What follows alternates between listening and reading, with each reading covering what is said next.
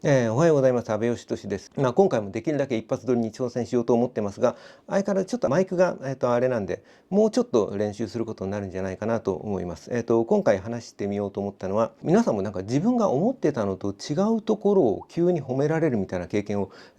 したことはありませんか？僕はですね、最近、ここ動画を撮っていて、何人かの方から50過ぎてるにしては髪の毛が綺麗ですねというご意見をいただいてありがとうございます。そんなの考えたこともなかったんで、ちょっとびっくりしました。あと、サンドイッチマンの富澤さんに似てるんじゃないですかっていう、意見もいただきましたが、それに関してはちょっとよくわかんないです。そんなわけでなんか髪の毛に関して言うとそうですね、僕多分もともと毛量が多かったりとか、あと、ちょっとね白髪あるんですよね。白髪のものすげえ目立つやつをちょっと毛抜きでピッピッて抜いたりしてるんで、今こんな感じですけど、結構白髪増えてきました。それはそれとして、そんな感じでちょっと自分が力入れてる場所とは、違う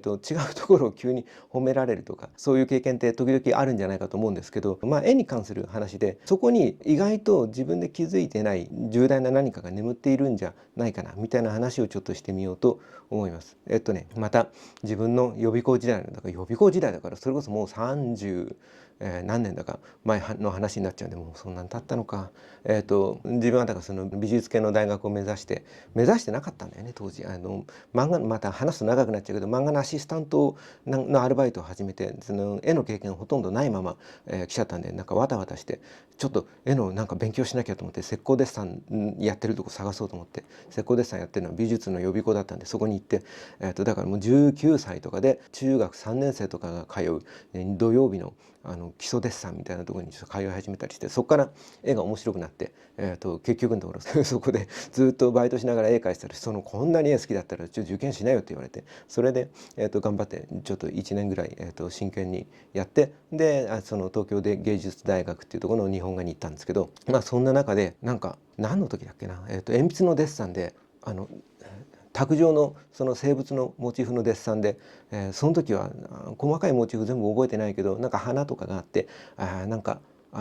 石のブロックみたいなものがあったかな。で珍しく皮付きのタケノコがモチーフに出て、なんかそう主任の先生が新鮮なのをどっかでもらってきたみたいな話で、なんか自慢しながらなんか、出て、いわゆるモチーフ室に置いてあるモチーフじゃなくて、ほら生ものだから腐っちゃったりするじゃないですか。だから多分それはだからその時用に買ってきたとか、なんかどっかから手に入れてきたものなんでしょうけど、珍しいちょっとモチーフだったんで面白いなと思って描き始めて、でその頃僕はまだあんまり濃い鉛筆を使うのが嫌で、紙の上にモサモサっとついて、あとこすって伸ばそうとするとダマになったりするのが嫌で、4B か 3B かそのぐらいまでしか使ってなかったんですよ。で、タケノコのなんか泥付きのタケノコの皮のなんか黒い質感みたいなものがうまく出せなくてっていうか、他のモチーフとのバランスでそこが突出して黒い部分だったんで、そこを一番黒くしないと他の部分の、淡いグレーのところのその差が小さくなっちゃうじゃないですか。一番黒いとこから一番白いとこまでの色の幅をできるだけ大きく取りたかったんで、一番黒いタケノコの皮の部分をめちゃくちゃ黒くしようと思って、でもだから4B だな、多分 4B ぐらいまでしか持ってなくて、その上はもう上にほら 6B とか 8B とかもっと上まであったっけとか、一番濃いやつは EB って言ってエクストラブラックかな、なんか一番濃い鉛筆とかもあって、後々にそういうのをめちゃくちゃ使うようになるんですけど、その当時はまだそこまで使えてなくて、なかなかこのめちゃ黒い色が出ないなっていうか、なんか思ったような感じにならなくて、ものすごい悪戦苦闘して、で筆圧が上がるじゃないですか。で筆圧が上がって紙の上に変な溝がこうできてきちゃったりして、で、そこがだから消そうと思っても消えなくなったりして、なんかもうハマってきちゃったなと思って、でもモチーフ自体はなんか結構楽しくて、すげえ集中して描いていたら、でもやっぱり自分の中ではこううまくいかないなっていう気持ちが強かったんですよ。でその時に主任の先生が後ろ回ってきて、俺の絵をこうガッと持ってきて壇上にわって置いて、なんか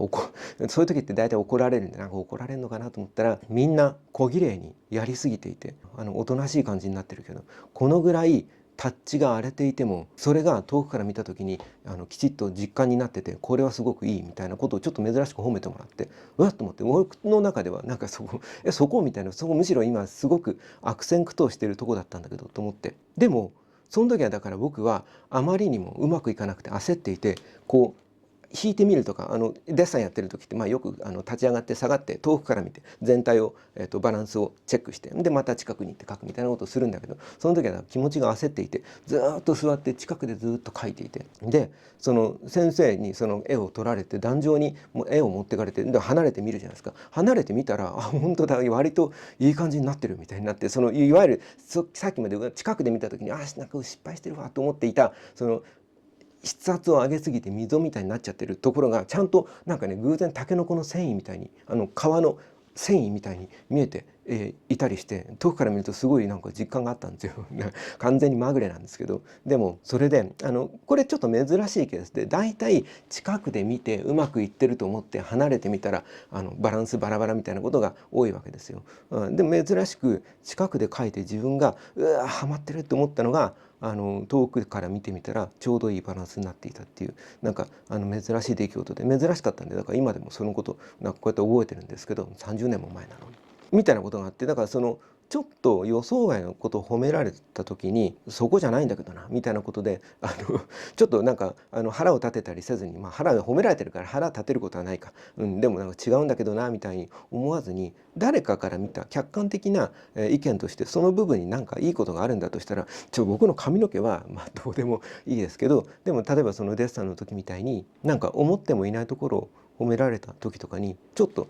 違う人の視点から見て自分のやってることはどうなのかみたいなことをチェックするなんかいいタイミングなんだと思うんですよ。だからそれが、自分にとってはちょっといい出来事だったなっていうのと、もう一つ抽象度を上げて今の出来事を見てみると、僕は長い目で見た時にこの出来事が割と何て言うかな、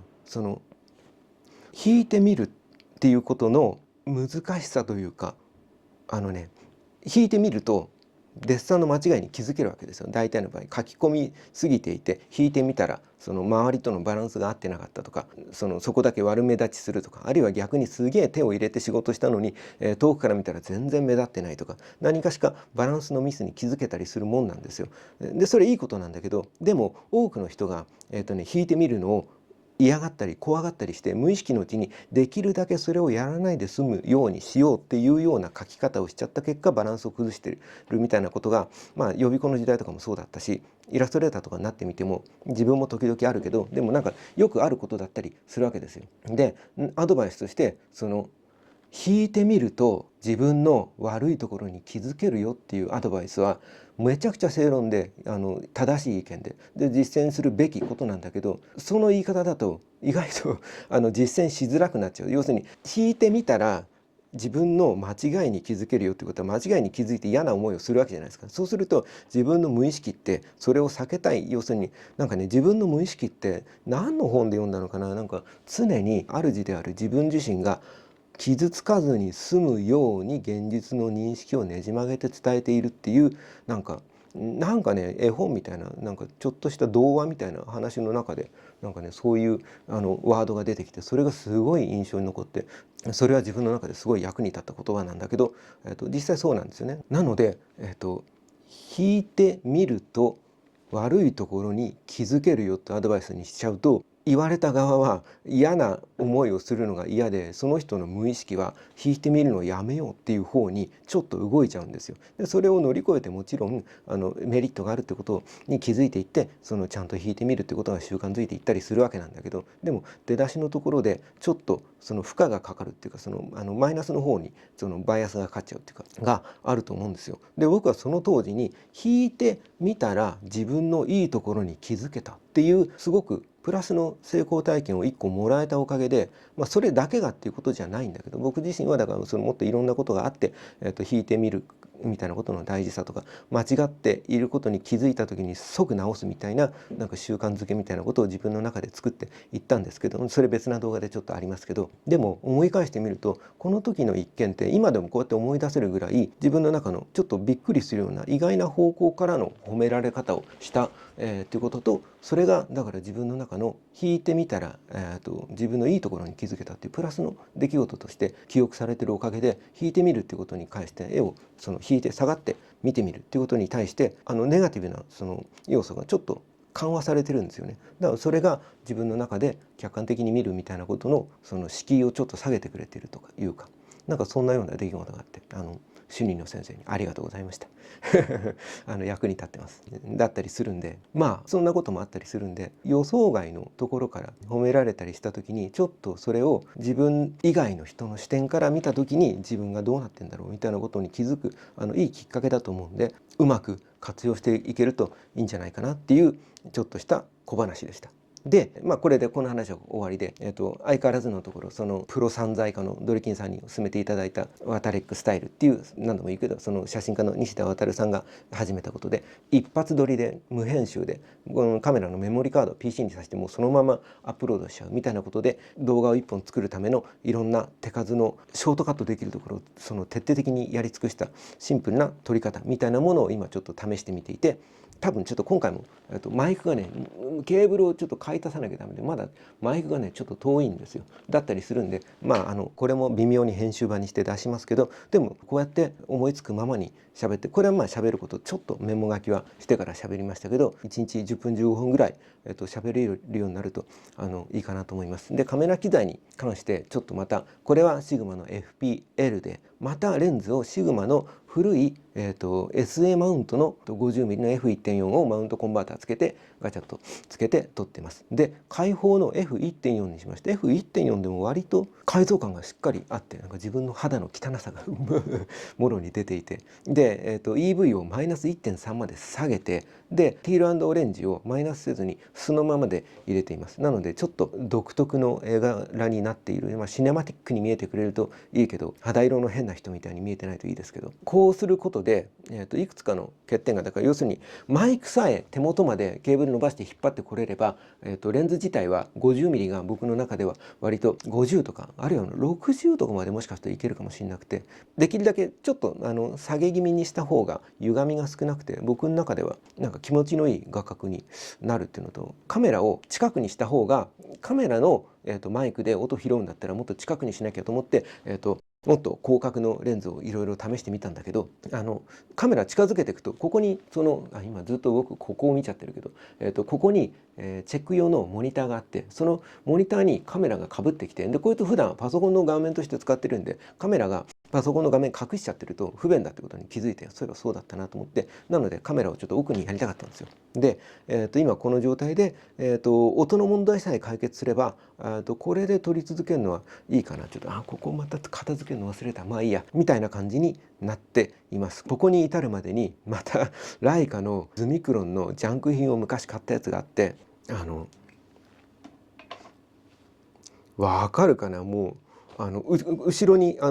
何も蓋とかしてない状態でもレンズが真っ白なんですよ。カビと、吹き傷だと思うんだけど真っ白になっていて、こいつで撮った映像もちょっと最後載っけますけど、こいつで撮った時にはさすがになんかモニャモニャしちゃって、昨日撮ったエルマーの 35mm F3.5 に比べても、ひどい状態で、こいつはもう完璧なジャンク品なんで、そのカビてるどこじゃなくて、これ振動式のレンズなんで、こう普段はこうコンパクトにして持ち歩いて撮る時にかっこいいんですよ。こう伸ばしてカチッて回すとこれで、安定して、そのピント合わせとかができるという状態になってるんだけど、こいつはこのカチッて伸ばしちゃうと、多分レンズが昔のレンズなんで柔らかいんで、吹きすぎてレンズの形が変わっちゃったのか、あるいは傷がつきすぎたんで誰かが表面を薄く研磨したりしたのかな、何かレンズが多分ずれてんですよ。その本来のその性能になってなくて、この振動させる状態でちょっとグーッと縮めるとピントが合うんですよ。この伸ばした状態だと全然ピントが合ってなくて、でさらに絞りバネがもう油が中でガチガチに固まっちゃってて、このね絞りバネを回すのが怖いんですよ。ギギギギギっていうんで、でだったりするんで、ちょっとこいつで撮って味のある絵が撮れたら、まあ、それはそれでなんていうかな、この動画の個性みたいになってくれるといいなと思ったんだけど、これはね個性的すぎました。だったりして、今のところはこのちょっと古い 50mm の F1.4 が自分の中では、気に入っていますということでした。ありがとうございます。またこんな感じで、ちょこちょこと話していけるといいなと思います。ここは、阿部義俊画法というチャンネルで、絵に関する話とか実際に何か絵を描いてみるみたいなことを、やったり画材の紹介をしたりするチャンネルです。登録していただけると励みになります。ありがとうございました。では。そしてレリーズを用意したんでここで切れる。